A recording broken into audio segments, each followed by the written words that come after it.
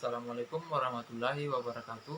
Perkenalkan, nama saya Agung Akbar Gumilang, Stambuk A221-20098. Di sini saya akan menjelaskan materi yang berjudul lisosom, inti, anak inti, dan struktur kromosom, asam nukleat, dan sintesis protein. Lisosom. Lisosom berasal dari bahasa Latin, yaitu liso, artinya pencernaan, dan soma, artinya tubuh.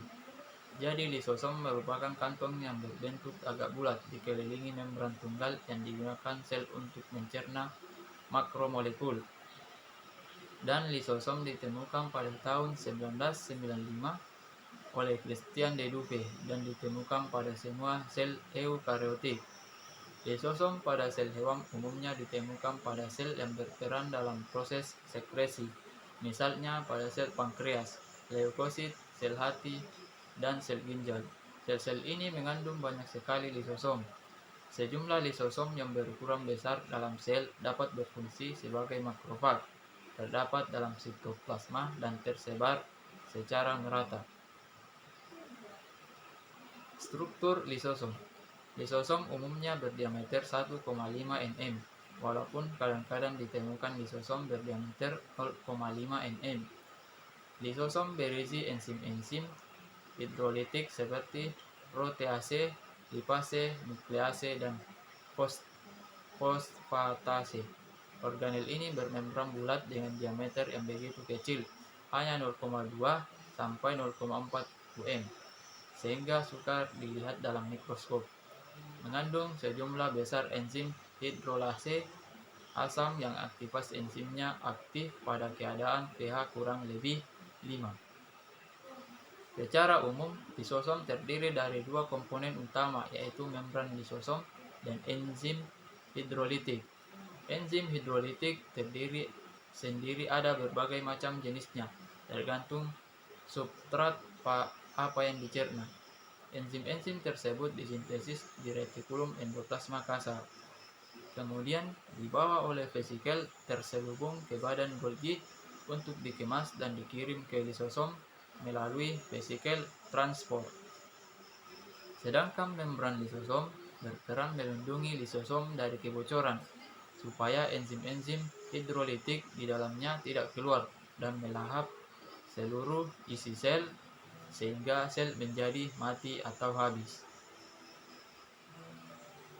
Kromosom. Kromosom adalah kumpulan DNA yang melingkar rapat dan terletak di dalam nukleus atau inti sel. Pada hampir setiap sel dalam tubuh, kumpulan DNA ini merupakan molekul mirip benang yang membawa informasi herediter atau turunan dari mulai tinggi badan, warna kulit, hingga warna mata. Struktur kromosom. 1. Kromatid merupakan bagian lengan kromosom yang terikat satu sama lainnya. Kromatid kembar ini diikat oleh sentromer. Nama jamak dari kromatid adalah kromonema. Kromonema biasanya terlihat pada pembelahan sel, masa profase, dan kadang-kadang interfase. Kedua, sentrol merupakan kromosom terdapat satu daerah yang tidak mengandung gen atau informasi genetik. Daerah ini dinamakan sentromer. Pada masa pembelahan sentromer merupakan struktur yang sangat penting. Di bagian inilah lengan kromosom atau kromatid saling melekat satu sama lain pada masing-masing bagian kutub pembelahan. Bagian dari kromosom yang melekat pada sentromer dikenal dengan istilah kinetokor. Yang ketiga, kromomer adalah struktur terbentuk manik-manik yang merupakan akumulasi dari materi kromatik yang kadang-kadang terlihat pada pembelahan masa interfase pada kromosom yang telah mengalami pembelahan berkali-kali.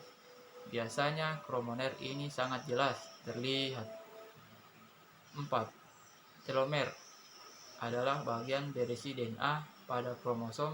Fungsinya untuk menjaga stabilitas ujung kromosom agar DNA-nya tidak terurai. Asam nukleat. Asam nukleat adalah biopolimer yang berbobot molekul tinggi dengan unit monomernya. mononukleotida asam nukleat terdapat semua sel hidup dan bertugas untuk menyimpan dan mentransfer genetik, kemudian menerjemahkan informasi ini secara tepat untuk mensintesis protein yang khas bagi masing-masing sel. Struktur asam nukleat. Yang pertama, struktur asam deoksiribonukleat atau DNA. Asam ini adalah polimer yang terdiri atas molekul-molekul deoksiribonukleotida yang terikat satu sama lain sehingga membentuk rantai molinukleotida yang panjang. Molekul DNA yang panjang ini terbentuk oleh ikatan antara atom C nomor 3 dengan atom C nomor 5 pada molekul deoksiribosa dengan perantaraan gugus fosfat. Yang kedua, struktur asam ribonukleat atau RNA. Asam ribonukleat adalah suatu polimer yang terdiri atas molekul ribonukleotida seperti DNA. Asam ribonukleat terbentuk oleh adanya ikatan antara atom C nomor 3 dengan atom C nomor 5 pada molekul ribosa dengan perantaraan gugus fosfat. Sintesis protein. Sintesis protein adalah proses pembentukan protein dari monomer peptida yang diatur susunannya oleh kode genetik. Sintesis protein dimulai dari anak inti sel, sitoplasma, dan ribosom. Sintesis protein melibatkan DNA sebagai pembuat rantai polipeptida. Meskipun begitu, DNA tidak dapat secara langsung menyusun rantai polipeptida karena harus melalui RNA. Sekian materi yang saya jelaskan. Wabillahi taufiq wal hidayah. Assalamualaikum warahmatullahi wabarakatuh.